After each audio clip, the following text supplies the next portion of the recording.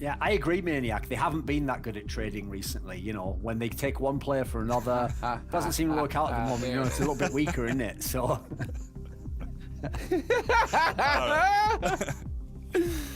All right, on that note, I'm going to get the casters involved. Thank you guys so much.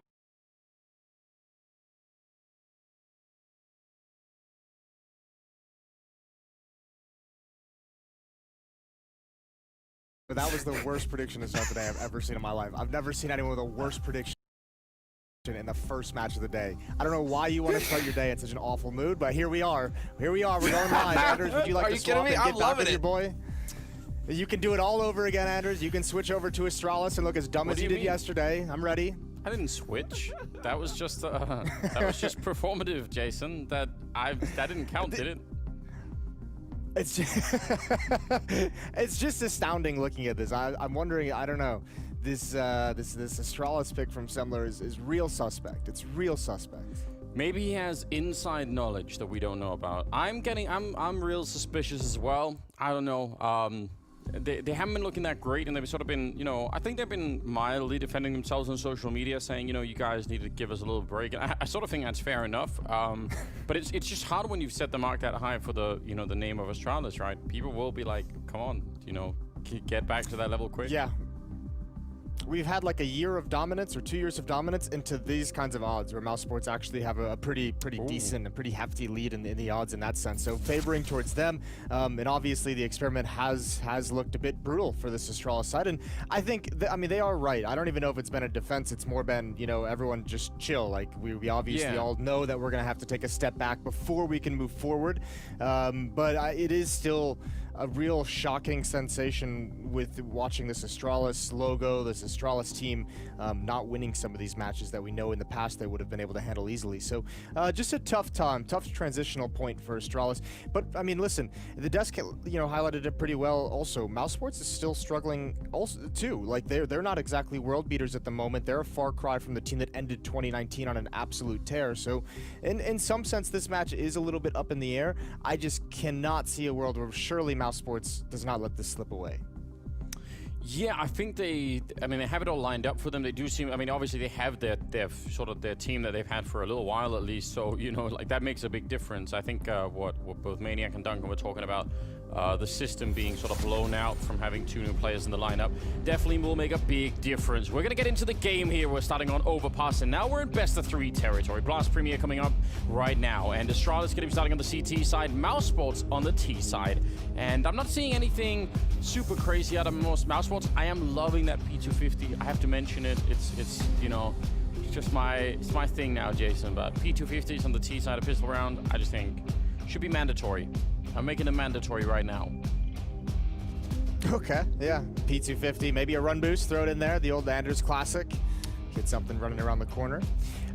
Yeah, I agree. I like the P250. I also really like this Overpass pick. We're going to see Astralis with the test early on as a map they were well versed on previously. Again, much like Nuke though yesterday, what I kept commenting with Astralis was this is a map that takes crazy amounts of coordination that they're just not going to have. So this is interesting. Here we go. Pistol round is live between Astralis and Mousesports, and we're going to start off these playoffs. Device, Magus, Yugi, Dupree, Snappy, all pushing. Okay. This is great. This is perfect. We're getting wild right off the bat. All 5 defenders coming down the staircase. I have never seen this before. They had better win this fight because they're all here. Boxic getting a kill, Frozen with the follow-up. Oh no. If you get everyone here, at least go for the fight and try and win it, not one at a time. It's going to be a nice trade there. Snappy will get one on Frozen. And now the bomb is down, and this round got even more awkward. Even if you thought it wasn't possible, it certainly is. Snappy's low on health, but with Dupree and that USP, I mean, he could win this 1 versus 2 even if he needed to. Let's see. Robs and Kerrigan coming in from opposite sides, and Kerrigan will have to open the door. Man, this is a very, very hard round to predict. Yeah, but I think that's a nice trap set up by Astralis. The unfortunate part is Mousesports now knows where these last 2 players are. They know both of them are going to be in the staircase. Rops needs to come behind. Dupree has Ascension taken away. Missed shot initially for Rops, but he's found it. And Snappy with 5 HP must be perfect. And the flashbang is a real rough start. And there's no way out of this. It's a battle to the death, and Rops is going to win that as well. I was wondering how those 5 players from Astralis were going to do it. And they actually do a pretty decent bait. 2 players peek, and even though they go down and get cleaned out, the follow-up push, Mousesports think they've negated this initial attack, and then they get caught in the middle of this hallway where there is no cover. So when this peek comes in for Device, they're all swinging, taking these fights, and that's the rest of Astralis coming. There's no way Mousesports would have expected that, but because of the way it all played out, Mousesports had all the information of where Astralis was. Man, you'd love to see that same round play out again where, you know, Mousesports go long or they just go for the B-bomb side. You'd love to see the protocol that Astralis have in play to try and deal with that. Because obviously they must have had that conversation, you know, what if they don't actually show up? And what do we do from there on out? So, interesting variegation. And yeah, you're probably right about... Sorry, you're right about them just swinging, you know, with a couple of players and then going for the rest later on. Yeah, the interesting thing too is especially it would have been interesting to see how it plays out because there was no kit, no utility for Astralis on the retake in that pistol.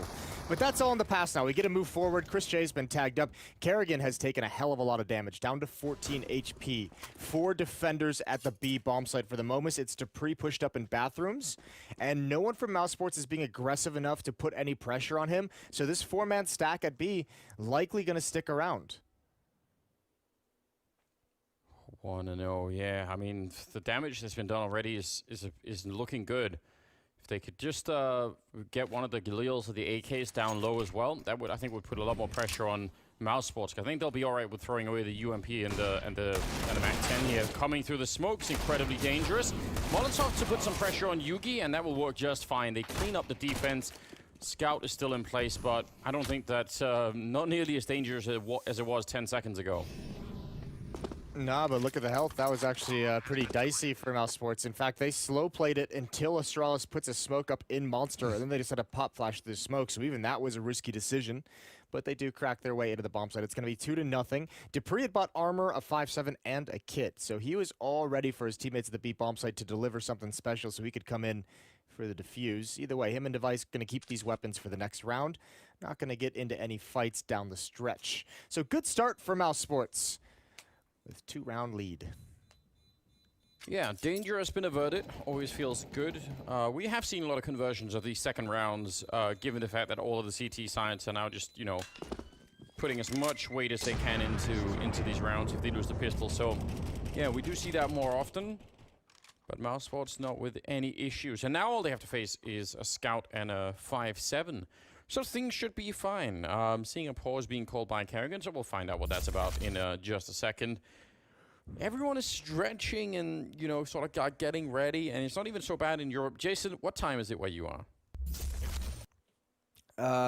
It is 6:38 a.m. in the morning, Anders. My alarm went off 1 hour and 40 minutes ago. So I wish they would have. It's. I really wish they would have told you to come up, like, you know, like 3 hours early for prep for rehearsal or something. That would have been funny. That would have been one of those days where I'm just like, listen, guys, no. We're gonna need to wake up at It's like, I'll see you when I see you. This brings me back to the old days of waking up at 5 a.m. It's a bit rough, but it's all right. We've got some top level Counter-Strike. I went to bed early as well, Anders. I did it smart. That's how I know I've become an adult. I adjusted my bedtime to like 8:30, 9 p.m. And that was a responsibility that I'm really not used to having. Yeah, I didn't think you had it in you. I thought for sure you'll be up to midnight and it's gonna be really rough. Well, I'm proud of you. Here we go. They're going for a double HE inside of the bomb site. We'll see if they could do some damage with it. It goes pretty deep, but actually a kill on Dupree there. A lot of return damage coming out, and another grenade landing on Yugi there. So still a 3-on-3, but that's a pretty good output from Astralis, having, again, nearly nothing in the round. That actually worked really well. Ooh, I don't know if okay, Chris J does grab the AK-47. I was going to say I almost would like Mousesports to just stick around. They have the AK-47s. They've taken out Dupree, who had the 5.7. They should know it's going to be mostly USPs. You can use the advantage of those rifles and just line up along the back wall and get those distance fights, but not wanting to mess, I guess, with Device, with the Scout, or any other trickery that was going to be at that B bomb site. So here they are, 2 players, Frozen and Rops, coming through the underpass. Chris J is still outside of the B bomb site looking for a push, so I'm wondering if Frozen and Rops might actually just come out the door and re-aggress on B. Device is trying to get an early spot on defense from A, and that's kind of the information that they can pull the other players back, but it also allows Snappy and Magus to stick around at the B-bomb site. And Magus is within one-shot range of that 5-7. I mean, even with head armor, they're going to go down if they come this close. He's turning right into them now. That could be really dangerous.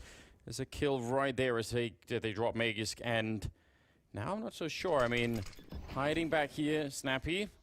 Would have been great if he could have found just even one kill there, but it's gonna be tricky. Sneaking around the low ground, and with the bomb down, I think the odds have swung pretty heavily in favor of Mousesports. All of a sudden, they realize where that scout is gonna be. Nice enough damage, but it will be around for Mousesports. Robs with a triple. Yeah, nice round from Rops. 7,300 in the bank for him, and I hope they stick on those glills. Some money management. Rops is going to drop an AWP over to Woxic, so that gets out right at the start. From Mousesports, Device equally has his as well. AWP with no armor. He's got Molotov, smoke, nade. So actually, going for utility. He obviously could have afforded the armor, but he wanted the nades. We'll see how that pans out. Dupree and Device going to be aggressive. Device with that op heading up towards Party, or Picnic, excuse me, and calling it off. Actually, I guess both of those work. They double-naded Frozen.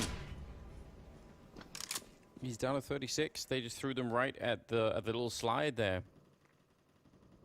Over the wall. Over the wall. I'm pretty sure both Dupree and Device. Actually, Dupree still has his. So was it just one grenade? How did he take so much damage? Might have just been a perfect grenade out of Device. Well done. Maybe some team damage. We didn't catch it, so we never know. Yeah, nice shot from Woxic. He picks off Device. That's a deep angle in bathrooms. You don't often see the T get that pick, especially on Device. He's usually on point, but Dupree has a perfect lurk coming up the stairs, and they're not considering this. They're not even watching for it. Oh, but the footsteps force him back. But that, and that's a fight he needs to win. I mean, if he does, it's hard for him to swing up and get more kills, but that actually does leave the A-bomb side in a lot of trouble. Even if he just stayed alive, it would have probably been a bit better. Magisk with a fantastic double kill, and he's going to swing for more. I can't believe he's still fighting it. Now backup is here, and Astralis might have a very good chance. The bomb is down. Mousesports, I don't know how they don't win this. This is 3-on-5 that they're about to throw away. Low on health, and with the bomb dropped in front of the site. It's all on Frozen. Woxic is being passive so he can save the op if need be. That's a perfect flashbang. Good find, but not the kill. What a huge hold from Snappy. And I don't know if Woxic wants to go for this. He's got no HP. The AWP is going to be valuable. We saw the pick it provided even in a losing effort. He can drop a weapon over as well, but he's going to stick around for far too long. First round on the board for Astralis, and what a recovery. Yeah, I mean, definitely recovery, and definitely, I don't know about Mousesports. They weren't even under that much pressure. Look at this, when they're fighting here, there's still 40 seconds left, and they're sort of acting like there's only 10 seconds. They're really, I think, maybe putting themselves under a little bit more pressure than they needed to there. So, I mean, good job on Astralis, but that was also slightly helped by Mousesports, I think, losing track of the round there. And look at the other bad side of Woxic sticking around. It's a free